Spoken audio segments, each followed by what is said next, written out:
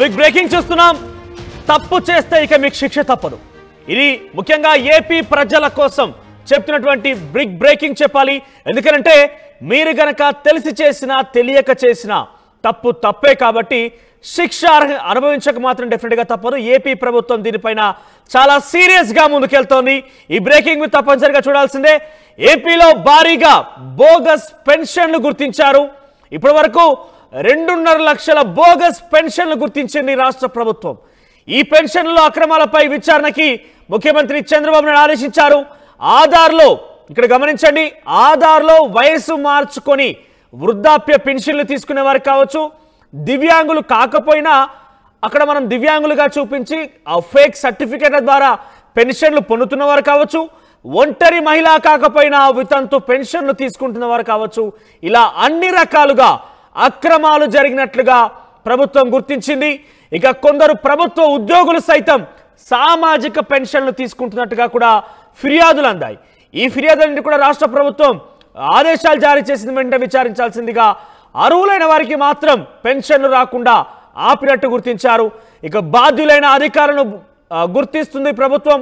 పెన్షన్లలో అవకతవకలపై CM Chandrababu serious అయ్యారు. మండల స్థాయి అధికారుల్లో పెద్ద ఎత్తులో సస్పెన్షన్ ఉండే అవకాశం కనబడుతోంది. సో మీరు కనుక ఇటువంటి తప్పు చేస్తే డెఫినెట్గా ప్రభుత్వానికి సంబంధించి పెన్షన్ వద్దంటూ మరోసారి విన్నవించుకోండి. లేదు మేము ఇంకా కంటిన్యూ చేస్తాం, వాళ్ళు ఏం చేస్తారులే, ఆ పెన్షన్ ఇవ్వడం తప్ప అని చెప్పి ఒక కనుక అనుకుంటే, ఆ దురాలోచన కనుక మీలో ఉంటే డెఫినెట్గా అలర్ట్ కావాలి.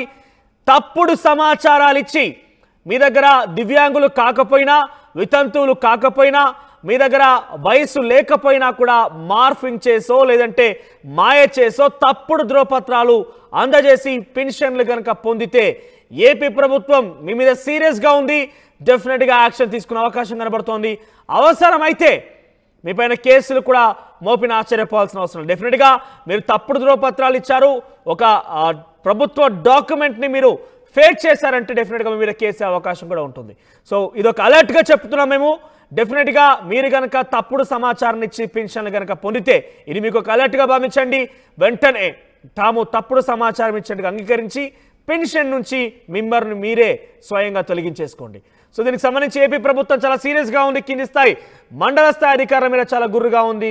ఇటువంటి తప్పుడు ధ్రువపత్రాలను ఇచ్చినటువంటి వారి మీద కూడా త్వరలో సస్పెన్షన్ వేటుపడే అవకాశం కూడా ఉంది. దీనికి సంబంధించి మరింత సమాచారం ప్రతినిధి రాజేష్ లైవ్ ద్వారా అందిస్తారు. ఎస్ రాజేష్, చాలా పెద్ద ఎత్తునే 2.5 లక్షలు అంటే చాలా పెద్ద ఎత్తునే ఇక్కడ పెన్షన్లకు సంబంధించి పంపిణీ కార్యక్రమం జరుగుతుంది, అది ఫేక్ డాక్యుమెంట్స్ ద్వారా.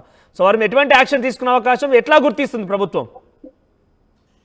అంటే గత 5 ఏళ్ల కాలంలో పెన్షన్ అంటే దాదాపు 2,000 పెన్షన్ 2019 నుంచి అమలు చేస్తున్నారు. 2,250ని ముఖ్యమంత్రికి అప్పుడు ప్రమాణ స్వీకారం చేసిన రోజు జగన్మోహన్ పెంచారు. అయితే ఆ నేపథ్యంలోనే దాదాపు బోగస్ పెన్షన్లు 5 ఏళ్ల కాలంలో వచ్చాయి. ముఖ్యంగా ఆధార్లో ఉన్నటువంటి వయసు మ్యానిపులేట్ చేసి వయసుని మార్చివేసి కొత్తగా పెన్షన్ కి అప్లై చేసుకున్నారు. వీళ్ళంతా కూడా దాదాపు 2 లక్షల పైగా పెన్షన్దారులు బోగస్ పెన్షన్దారులు ఉన్నారని రాష్ట్ర ప్రభుత్వం అయితే గుర్తించింది.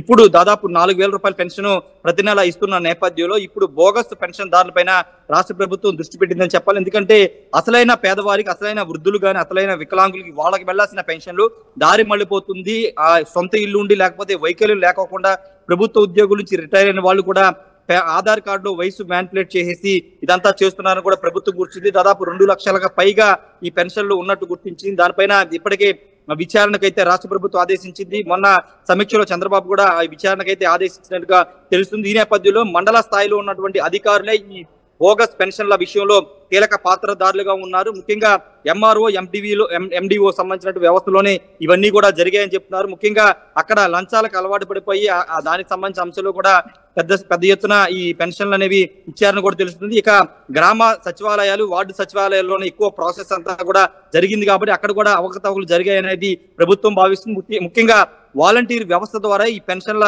ఎంపిక అనేది జరుగుతుంటుంది. వాళ్ళే మ్యాపింగ్ అనేది కూడా చేయాల్సి ఉంటుంది. మ్యాపింగ్ చేసిన తర్వాత వృద్ధాప్య పెన్షన్ విషయంలో కానీ లేకపోతే వికలాంగుల పెన్షన్ విషయంలో కానీ వాళ్ళే పూర్తి స్థాయిలో వాలంటీర్లే ఇంటికి వెళ్ళి వాళ్ళ సంబంధించినటువంటి వైకల్యానికి సంబంధించి లేకపోతే వృద్ధాప్య పెన్షన్ విషయంలో వాళ్ళ ఆధార్ కార్డులకు సంబంధించిన అన్ని కూడా మ్యాపింగ్ చేస్తూ ఉంటారు. కానీ అక్కడ కూడా వాలంటీర్ల వ్యవస్థలో కూడా కొంత లోపాలు జరిగినాయి. వాలంటీర్లు కూడా కొంత అక్కడ వాళ్ళకి కావాల్సిన వాళ్ళకో లేకపోతే అక్కడ స్థానికంగా ఉన్న వాళ్ళకు ఎక్కువగా ఈ లబ్ధిదారులు కాకపోయినా వాళ్ళకి పెన్షన్లు ఇచ్చారని ఒక ఆరోపణలు వస్తున్న నేపథ్యంలో ఈ అన్నిటి మీద రాష్ట్ర ప్రభుత్వం విచారణకు ఆదేశించింది. విచారణలో ఎవరైనా గనక మండల స్థాయి కానీ గ్రామ స్థాయిలో విలేజ్ వార్డు సచివాలయాల్లో అవకతవకలు జరిగాయని గుర్తిస్తే కనుక వాళ్ళ మీద ఖచ్చితంగా చర్యలు ఉండే అవకాశం ఉందని కూడా ప్రభుత్వ వర్గాలు చెబుతూ ఉన్నాయి. ఎందుకంటే పెన్షన్ ని పెంపు అనే నిర్ణయం వల్ల దాదాపు రాష్ట్ర ప్రభుత్వానికి ప్రతి ఏడాది ప్రతి నెల 2,800 కోట్ల వరకు ఖర్చు అవుతున్న నేపథ్యంలో అసలైన లబ్ధిదారులకి పెన్షన్ అనేది అందాలి. అదే ప్రధాన ఉద్దేశం కాబట్టి అసలైన పెన్షన్లు పంపిణీ చేశారు. బోగస్ పెన్షన్లకి అవకాశం ఇచ్చారు. అధికారులందరి మీద కూడా చర్యలు ఉండే అవకాశం అయితే కనబడుతుంది మనోజ్. రైట్ రాజేష్, ఇక ఏపీ ప్రభుత్వం ఫేక్ ధ్రువపత్రాలను సమర్పించి పెన్షన్లు తీసుకుంటే వారి మీద చాలా సీరియస్గా ఉంది.